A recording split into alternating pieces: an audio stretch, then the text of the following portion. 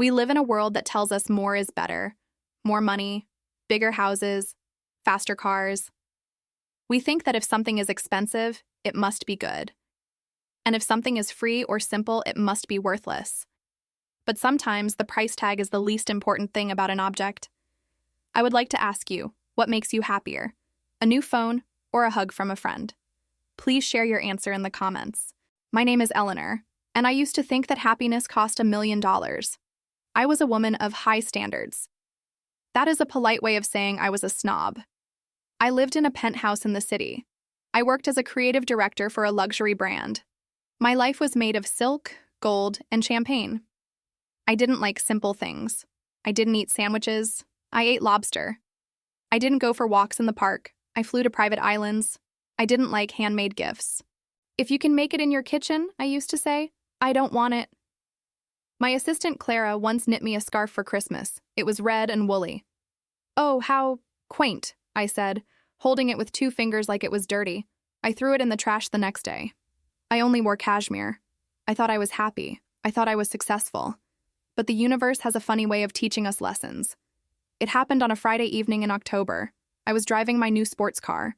It was silver, sleek, and cost more than a house. I was driving to a secluded spa resort in the mountains for a weekend of expensive massages. GPS, I said to the car. Fastest route. Recalculating, the car said, taking shortcut through Old Pine Road. I turned onto a small, dark road. The trees were thick. The sun went down. Suddenly, the smooth asphalt turned into a bumpy dirt road. Bump, bump, crash. My expensive car hit a deep hole. There was a loud hissing sound. The car stopped. The engine died. The lights on the dashboard turned red and then went black. I sat in the silence. It was pitch black outside. Hello? I said to the car. Call assistance. Silence. My phone had no signal. My expensive car was just a piece of useless metal in the middle of a dark forest. I was wearing high heels and a thin silk dress. I stepped out of the car. The air was freezing. This cannot be happening, I whispered. I am Eleanor Vance. I do not get stranded. But the trees didn't care who I was. The cold wind didn't care about my bank account. I started to shiver. I saw a small light in the distance. It looked like a tiny star in the black woods. I had no choice. I couldn't sleep in the freezing car. I began to walk. My heels sank into the mud. My silk dress got caught on thorns. I was cold, angry, and scared. After 20 minutes of walking, I reached the light. It was a small, ugly wooden cabin. The roof was crooked. There was smoke coming from the chimney. It looked poor.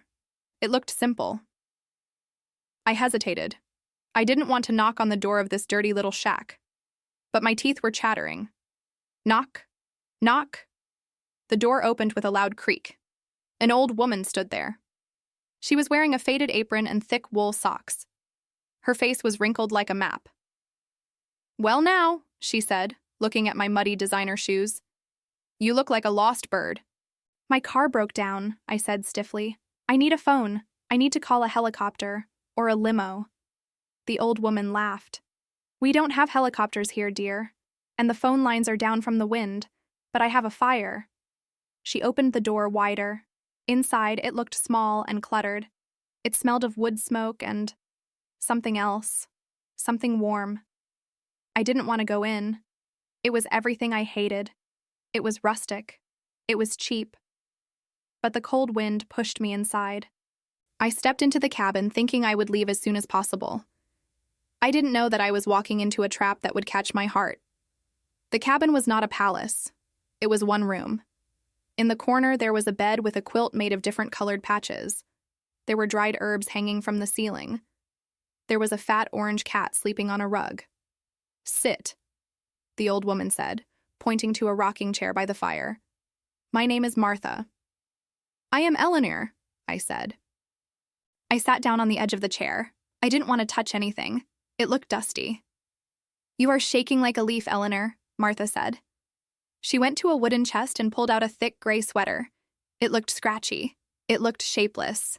It was definitely not designer. Put this on, she said. Your dress is pretty, but it is useless against the mountain cold. I looked at the sweater with horror. Oh, no, thank you. I don't wear wool. It itches. Martha laughed again. Suit yourself. Freeze in silk or sweat in wool. It is your choice. She turned back to the stove. She was stirring a big pot. The smell filled the room, onions, potatoes, and herbs. My stomach growled loudly. Grr, I hadn't eaten since lunch. I looked at the fire. I looked at my blue, shivering arms. I swallowed my pride. Okay, I whispered. Give me the sweater. I put it on. It was heavy. It was a little scratchy. But instantly a wave of heat went through my body. It felt like a hug. It was the warmest thing I had ever worn. I pulled the sleeves down over my hands. Better? Martha asked. Yes, I admitted. A little. Now eat, she said. She handed me a wooden bowl. It was chipped on the side. She gave me a metal spoon that was bent. I looked into the bowl. It was a brown stew. It didn't look like the beautiful plates at the Michelin star restaurants I visited. There was no foam, no gold leaf, no artistic decoration. It was just brown slop. What is this? I asked suspiciously. Vegetable stew, Martha said. From my garden, and bread I baked this morning. She cut a thick slice of bread. It wasn't perfectly sliced. It was lumpy. I was starving. I took a spoonful of the stew. I tasted it. I expected it to be bland. I expected it to be boring, but flavor exploded in my mouth. It was rich. It was salty and sweet from the carrots. It tasted real. It tasted like the earth. I took a bite of the bread. It was warm and soft on the inside with a crunchy crust. It was better than the fancy croissants I flew to Paris to eat. I ate the whole bowl in 2 minutes. More? Martha asked, smiling. Yes, please, I said. I forgot to be polite.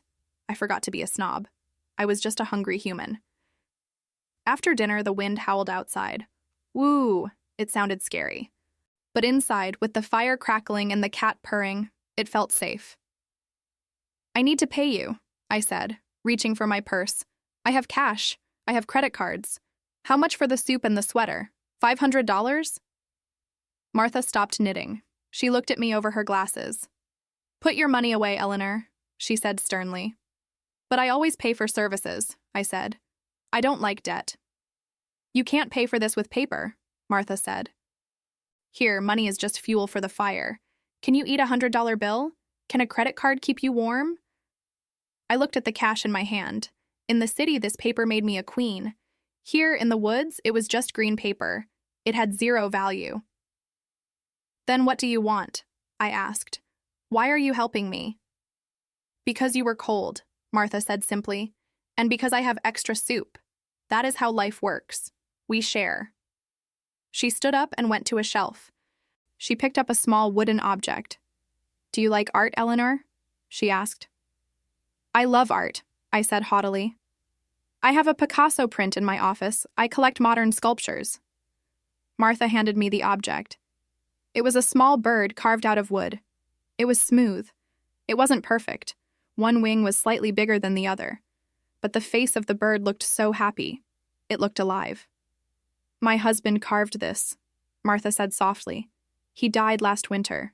He wasn't a famous artist. He was a farmer, but he loved birds. I held the wooden bird. It didn't have a signature. It wouldn't sell for $1 million at an auction. But as I ran my thumb over the smooth wood, I felt the love in it. I felt the time he spent making it. It's nice, I said. I wanted to say beautiful, but my brain was fighting it. It's just a piece of wood, my brain said. It's worthless. But my heart was starting to disagree. You can sleep in the bed, Martha said. I will sleep in the chair. No, I said. I can't take your bed. Hush, she said. I am old. I don't need much sleep. You are young and tired. Go.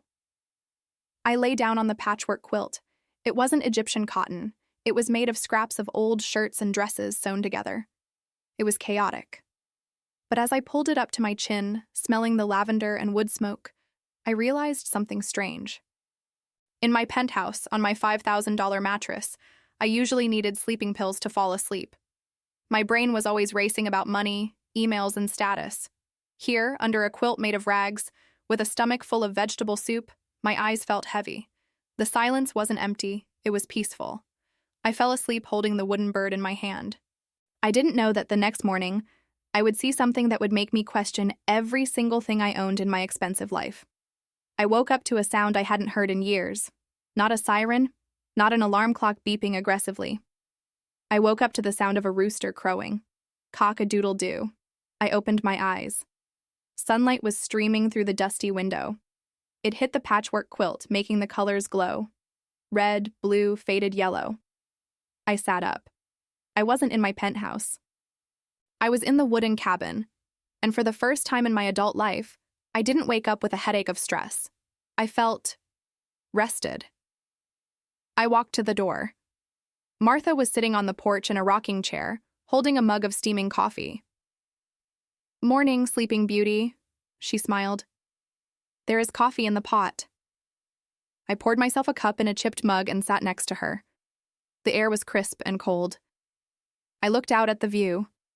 I gasped. Last night in the dark, I couldn't see anything.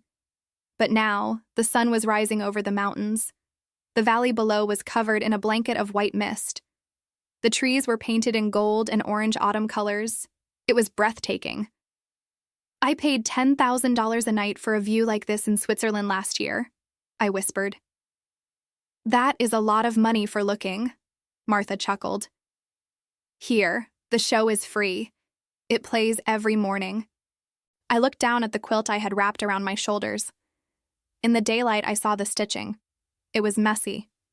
Some squares were made of denim, some of cotton, some of flannel. "This blanket," I said, touching a square of blue fabric. "Why didn't you buy a new one? It looks like it took forever to make."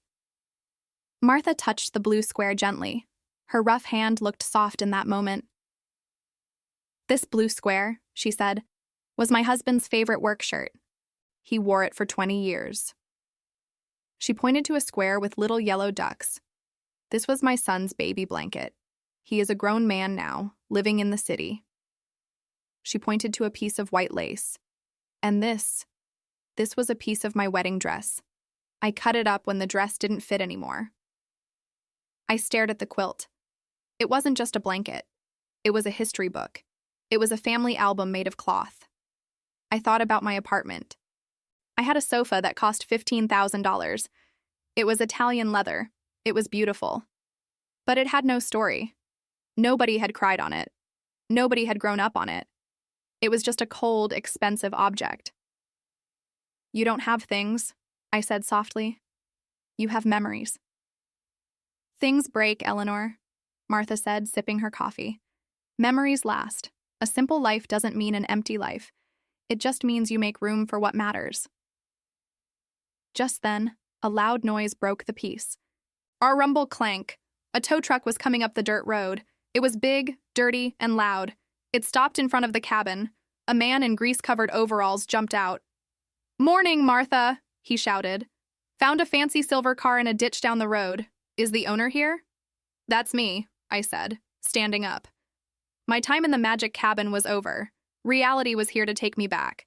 The mechanic, whose name was Joe, told me he could fix the tire in 10 minutes. "Just a flat," he said. Lucky. I went inside to change back into my silk dress. I took off the scratchy gray wool sweater. I felt cold immediately. I put on my heels. They felt tight and uncomfortable. I walked out to the porch. Martha was standing there.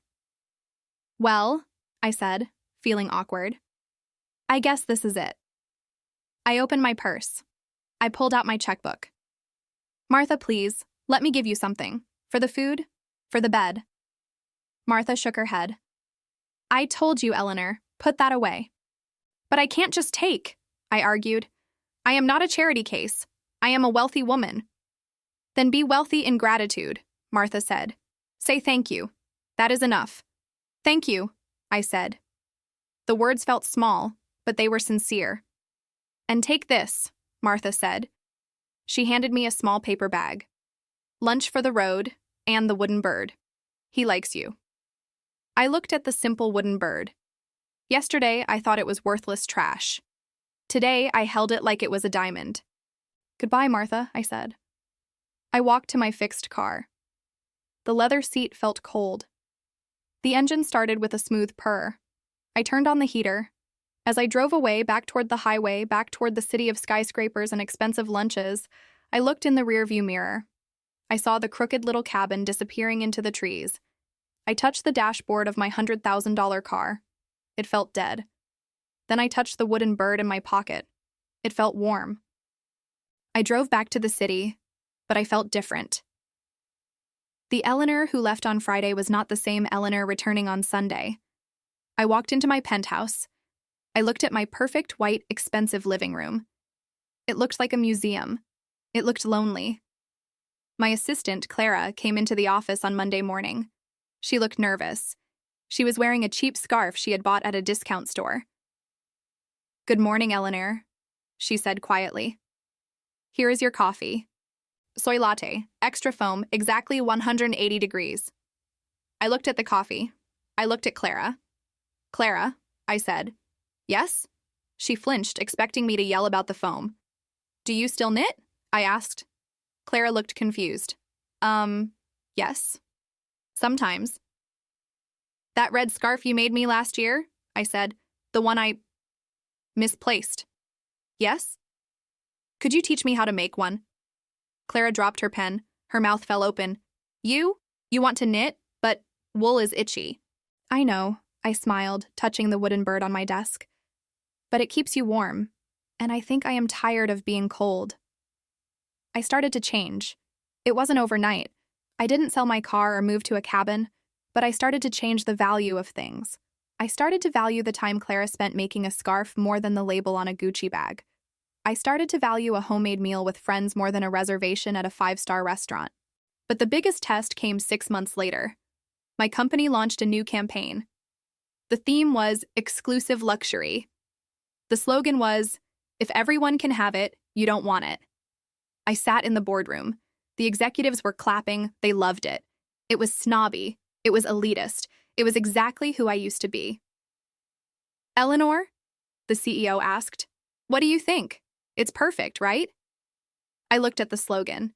If everyone can have it, you don't want it. I thought about Martha's soup.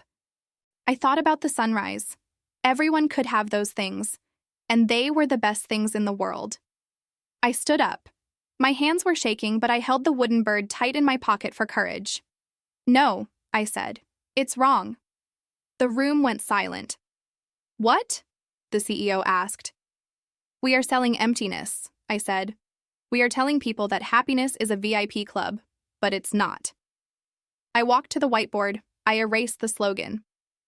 "I have a new idea," I said. I picked up the black marker. On the whiteboard, I wrote 3 words. Luxury is connection. The executive stared at me. The CEO looked confused. "I don't get it, Eleanor. We sell bags, not phone plans." "No," I said, my voice rising with passion. "We sell feeling. Look." I pulled the wooden bird out of my pocket. I placed it on the shiny mahogany table. It looked small and rough next to the expensive water bottles. "This bird has no price tag," I said, "but it has a story. It was made by a hand that loved the wood. It was given to me by a stranger who wanted to make me smile. That is value. We are telling people that value comes from excluding others, but real value comes from inviting them in." I looked at the room of wealthy people. "Let's stop selling arrogance," I said. "Let's sell craftsmanship. Let's tell the story of the hands that make our bags. Let's tell the story of the people who wear them. Let's make things that last a lifetime, like a quilt made of memories, not things that are thrown away next season." There was a long silence. The ticking of the clock was loud. I thought I was going to be fired. I thought security would escort me out. Then the CEO smiled. "It's risky," he said. "It goes against everything we usually do." He picked up the wooden bird. He looked at the imperfect wing. "But," he continued, "I like it. It feels honest. And honesty is the rarest thing in this city." We launched the campaign. We didn't use supermodels on private jets. We used real people. We showed the artisans stitching the leather in the factory. We showed a grandmother giving her vintage bag to her granddaughter. The slogan was, "Don't just buy it. Cherish it." It was the most successful campaign in the history of the company. People were tired of being told they weren't good enough. They wanted to feel connected. But the biggest change wasn't in the company. It was in me. I realized that I didn't need a penthouse to be happy. The big empty rooms just echoed my loneliness. So I sold it. I bought a smaller house. It wasn't a shack in the woods. I still liked electricity and hot water. But it was cozy. It had a garden. I planted tomatoes. I learned that a tomato you grow yourself tastes better than a tomato you buy at the expensive store. I sold the silver sports car. I bought a reliable Jeep that could handle dirt roads. And every month, on the first Friday, I drove up the mountain. The first time I went back, I was nervous. Would Martha remember me? I knocked on the crooked door. Knock, knock. Martha opened it. She was wearing the same apron. "Well," she grinned, her face wrinkling up. "The lost bird returns." "I brought you something," I said. I didn't bring money. I didn't bring a check. I pulled a scarf out of my bag. It was red. It was lumpy. There were holes in it where I had made mistakes. It was the first thing I had ever knitted myself. "It's ugly," I laughed. "But it's warm." Martha took the scarf. She wrapped it around her neck. She looked like a queen wearing diamonds. "It is perfect," she said, "because you made it with your time. Come in. The stew is ready." I sat in the rocking chair. The cat jumped on my lap. I ate the brown stew and we talked for hours. We didn't talk about the stock market or fashion trends. We talked about the birds. We talked about how the leaves were changing color. I looked at my hands. They weren't perfectly manicured anymore. I had a little dirt under my fingernail from gardening. I had a callus on my finger from knitting. I liked them better this way. My name is Eleanor. I used to think my value was determined by the label on my dress. I used to think a simple life was a failure. But I learned that the most expensive things in life are free. The warmth of a fire, the taste of homemade bread, the feeling of making something with your own hands, and the company of a friend who likes you not for your money, but for your heart. I still like nice things. I still appreciate quality. But now I know the difference between expensive and valuable. Money can buy you a house, but it cannot buy you a home. And that is a lesson that is worth more than all the gold in the world. If this story about rethinking values and finding joy in simplicity inspired you, please give this video a like. What is a simple pleasure that makes you happy? Share your thoughts in the comments below. For more emotional English stories about life's important lessons, please be sure to follow our channel.